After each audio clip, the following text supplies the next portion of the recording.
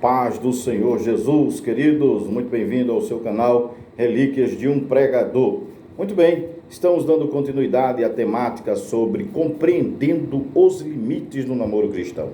Um assunto importante de extrema necessidade para orientação dos nossos queridos irmãos jovens, moças e também no que diz respeito a alguns irmãos e irmãs que queiram contrair um relacionamento e que não querem errar, querem ter a aprovação de Deus. E é necessário se preocupar, tal como Eliezer, buscando a aprovação de Deus para as nossas escolhas ou para a escolha do candidato ou candidata ao namoro, ao contrair um relacionamento para namorar, noivar e casar. Hoje, com a ajuda de Deus, estaremos concluindo este primeiro ponto, falando sobre o namoro como uma fase de conhecimento. Já estivemos abordando aí vários tópicos, onde estivemos trazendo à luz das Sagradas Escrituras alguns esclarecimentos que você pode confirmá-lo e também ter acesso a eles através do nosso canal Relíquias de um Pregador. Se inscreve, vai lá, dá o like e eu tenho certeza que vai ser de bênção para a tua vida. Muito bem, falando no que diz respeito a Isaac e Rebeca e a escolha de Eliezer, o servo de Abraão, que estava com a responsabilidade de procurar uma jovem para Isaac casar-se com ela.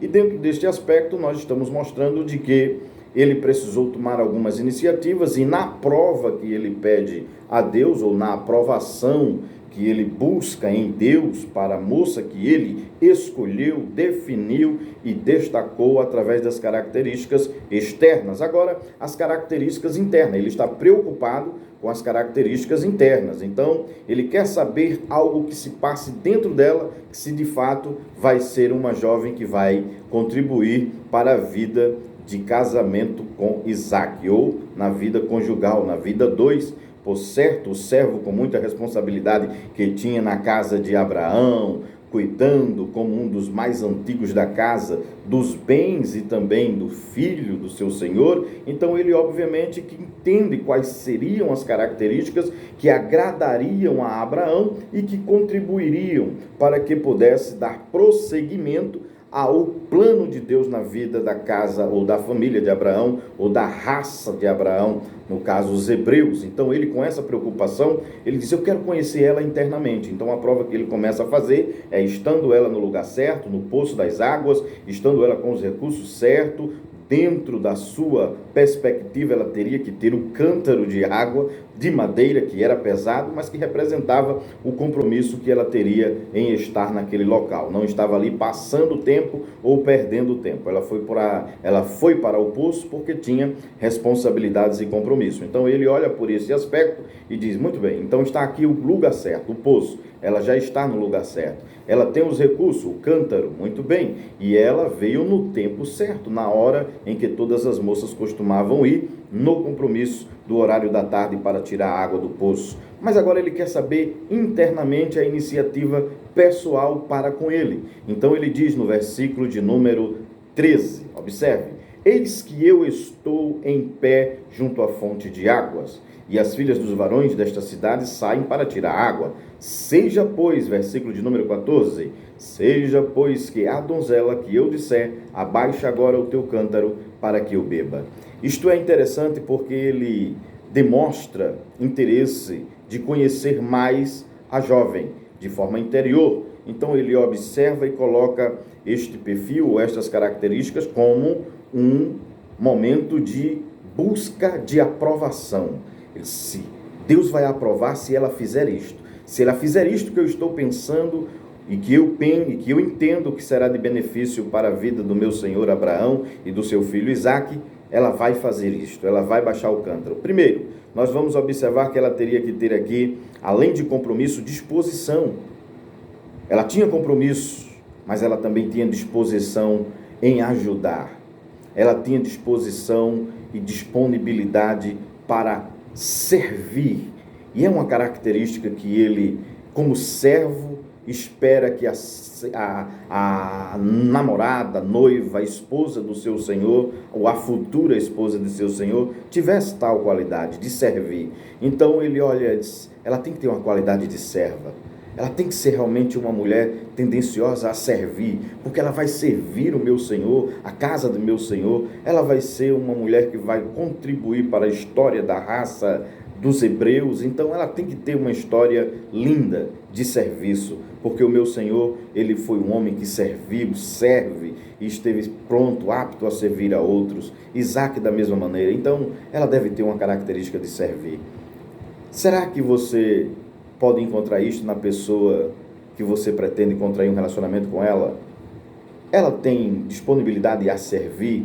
Há um adágio popular que eu acho interessante, e é bem interessante mesmo, porque quem não vive para servir, não serve para viver. E é interessante que é uma das qualidades que mais nós como cristãos devemos ter, de servirmos uns aos outros. Jesus disse, eu não vim para ser servido, eu vim para servir. Então, obviamente que há uma necessidade desta característica para que haja a aprovação de Deus. Se ela tiver uma tendência a servir, tenha certeza que Deus vai aprovar este relacionamento. Servir na igreja, servir ao próximo, servir a sua família, servir a outros. Ela estava ali a serviço, buscando água para servir a sua casa. Então nós observamos que ele não pede uma característica interna que seja de difícil entendimento de que haja aprovação de Deus. Ele quer uma serva que esteja apta, uma mulher serva, uma namorada serva de Deus, apta a servir. Então, além de servir, ele quer que ela tenha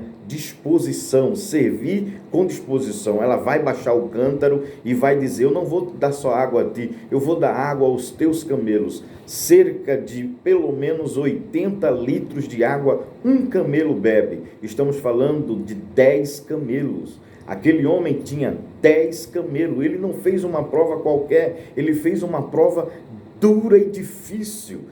Seria impossível para uma moça se disponibilizar a servir com tanta gratidão, com tanto prazer como esta.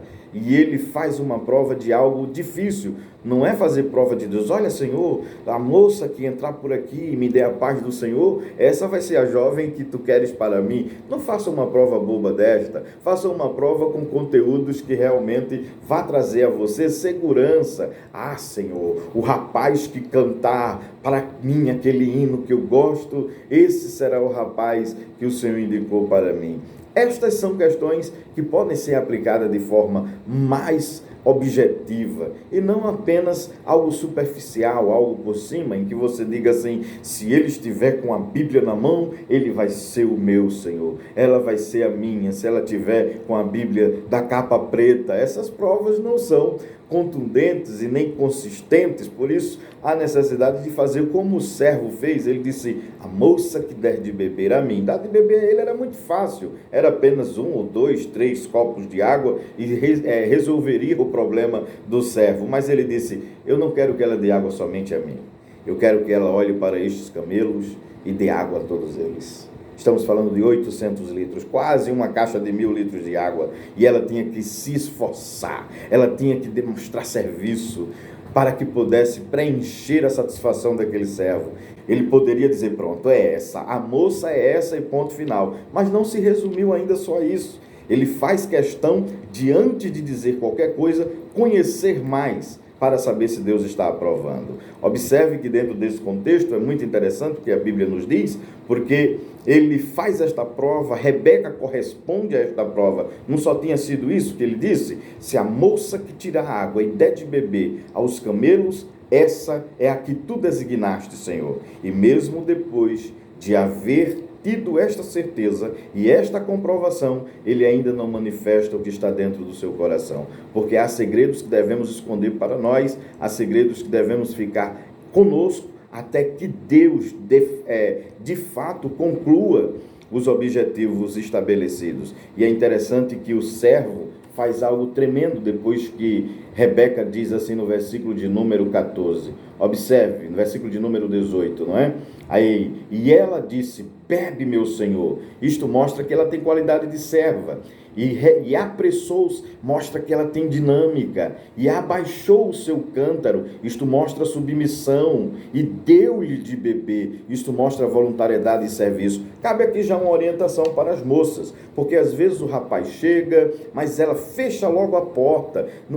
Esse é um estranho, eu vou lá dar água a ele. Esse é um estranha, eu não quero conversa com ela, eu não conheço. Como é que você vai contrair um relacionamento se você fecha as portas, querido, querida? A moça deve ser flexível, deve demonstrar uma disponibilidade para conhecer as intenções do rapaz. Se Rebeca não tivesse essa disponibilidade e essa predisposição, ela poderia perder um grande casamento. Mas ela teve um grande casamento porque ela soube abrir um pouco a porta. Ela poderia dizer, eu não lhe conheço, cidadão, eu vou lá dar água ao senhor, peça outra aí. Vá atrás de outra, me deixe em paz, e poderia cortar logo o barato. Querido, querida, conversar, oriento neste aspecto ao jovem, à moça, que conversar não é pecado e nem é compromisso firmado. Conversar é trocar ideias, trocar sentimentos, e é preciso o jovem fazer isso. É preciso a moça fazer isso. Você fica retraída, não conversa com ninguém, conversa só com as suas amigas, e você fica sem entender se há algum jovem que tem intenção com você ou não. É necessário dialogar. Abra um pouquinho a guarda, baixe um pouquinho a guarda.